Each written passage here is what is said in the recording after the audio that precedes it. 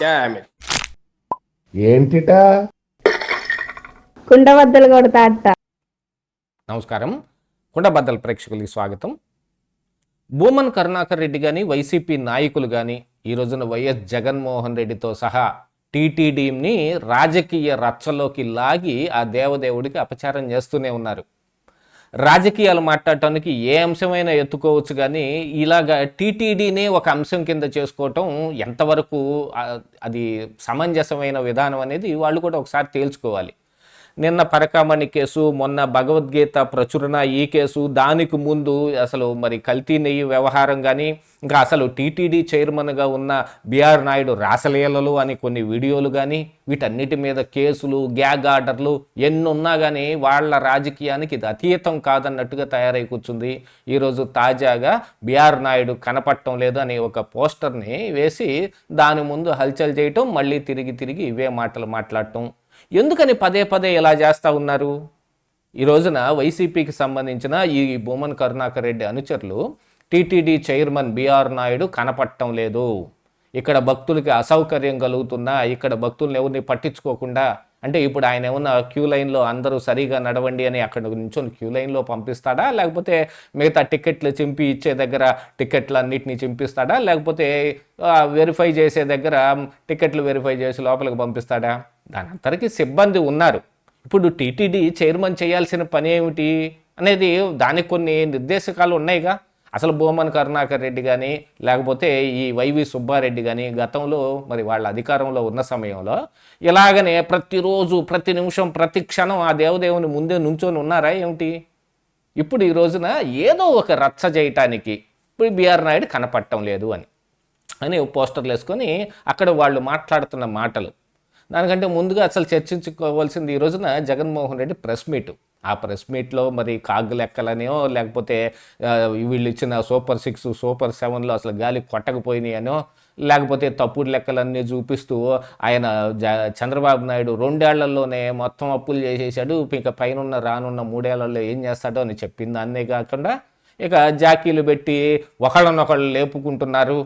చంద్రబాబు నాయుడిని లోకేష్ లేపుతాడు, లోకేష్ని చంద్రబాబు నాయుడు లేపుతాడు, ఇద్దరిని కలిసి పవన్ కళ్యాణ్ లేపుతాడు. ఈ జాకీల గోల ఒకటి అక్కడ తీసుకొని వస్తూ మళ్ళీ ఈ టీటీడీ వ్యవహారాన్ని ఆయన కూడా మాట్లాడాడు.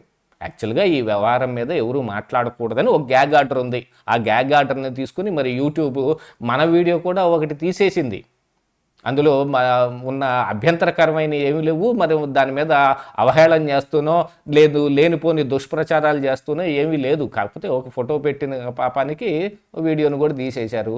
మరి ఇప్పుడు జగన్మోహన్ రెడ్డి ఎలా మాట్లాడతాడు? ఇదే టీటీడీ చైర్మన్ రాసలీలలు అనే వ్యవహారాన్ని కోర్టు ఆర్డర్ ధిక్కరించి మరీ మాట్లాడాడు.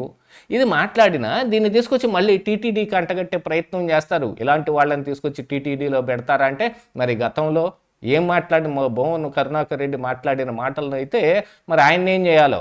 ఆయన ఒక నాస్తికుడు, ఆయన ఒక రాడికల్ వాది, ఆయన కూతురి పెళ్ళి వేరే మత సాంప్రదాయంలో జరిగింది ఆల్రెడీ. ఆ వీడియోలు కూడా మనం కుండబద్దల్లో ఎన్నో చూపించాం, ఎన్నో పెట్టాం. అసలు ఆ పైన ఉన్న నల్లని రాయి అని మాట్లాడిన వ్యక్తి భూమన్ కరుణాకర్ రెడ్డి. మరొక వైపు అయితే వైవి సుబ్బారెడ్డి, ఆయనే మత ధర్మం పాటిస్తాడో, ఆయన ఏ ఆచారంలో ఉంటాడో, వాళ్ళ భార్య గారు ఏమి ఆచారాల్లో ఉంటారో, ఆవిడ ఏం మతం పాటిస్తారో ఎవరికి ఏమీ అర్థం కాని అంశం. అసలు జగన్మోహన్ రెడ్డి డిక్లరేషన్ కూడా ఇవ్వకుండా నేను వెళ్ళి టీటీడీలో దేవదేవుడిని చూసి వస్తానని పట్టుబట్టి కూర్చుంటాడు. దేవుడు ముందు ప్రతి ఒక్కరూ వాళ్ళ తల వంచి తీరాల్సిందే.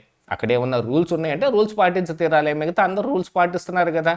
మరి పవన్ కళ్యాణ్ కూడా వాళ్ళ భార్యను కూతుర్లను తీసుకెళ్ళినప్పుడు వాళ్ళు క్రిస్టియన్ మతానికి చెందిన వాళ్ళు అని చెప్పి డిక్లరేషన్ ఇచ్చారు.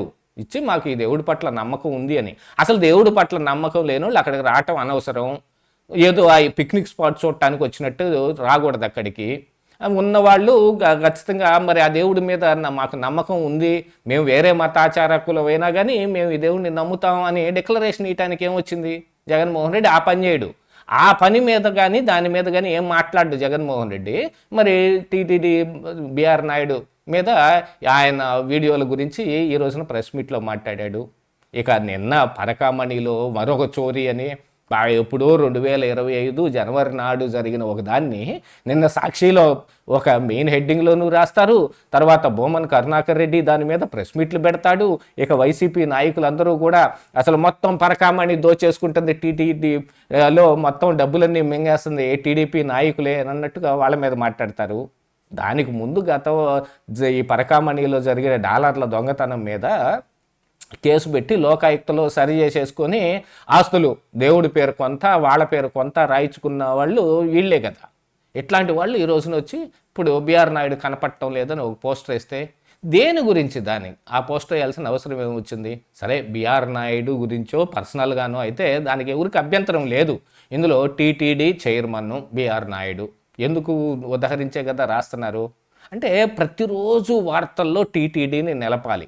ఎందుకు? అందులో జరిగిన కల్తీ నెయ్యి వ్యవహారాన్ని పక్కదోర పట్టించడానికి విస్తృతమైన ప్రయత్నం మండలిలో చేశారు. బొత్స సత్యనారాయణకి ఆ దెబ్బకి ఆయనకి బ్రెయిన్ స్ట్రోకే వచ్చింది.